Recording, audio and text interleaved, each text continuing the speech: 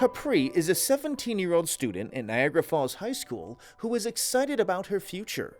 She's enrolled in the PROMISE research study that is helping to determine the most effective ways for students with disabilities to successfully transition to adulthood and the world of work. Capri wants to go into the medical field. At the age of 1, I was diagnosed with asthma, and I hated being in and out of the hospital. So I just always wanted to be in the hospital to help people and just to be like them, have them on a fast track in and out. Capri is off to a great start. She's working year-round at a retailer and already has a paid work experience at Memorial Medical Center Hospital in Niagara Falls.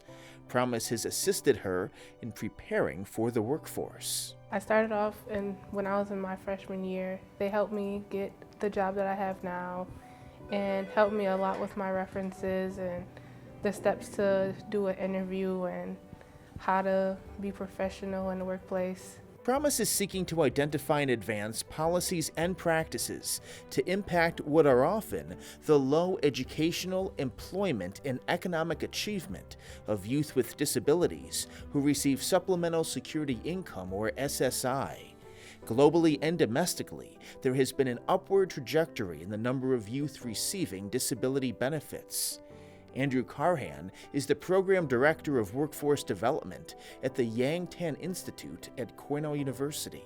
The government really has needed to look at ways to change that trend because it's not sustainable. Toward that end, New York State PROMISE enrolled and randomly assigned more than 2,000 youth between the ages of 14 and 16 to either a control or intervention group in 3 targeted areas of the state. The intervention group receives a coordinated set of services and supports aimed at promoting a successful transition to adulthood.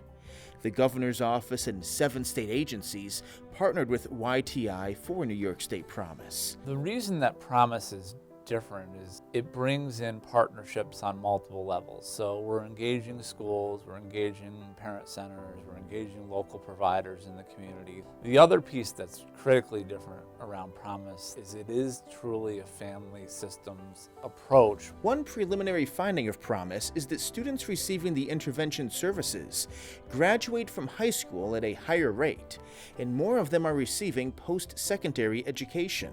Capri is just one example of hundreds of students across New York State whose lives are better now because of being enrolled in PROMISE. In the future, PROMISE's findings will influence policy and practices and have an even greater impact on students.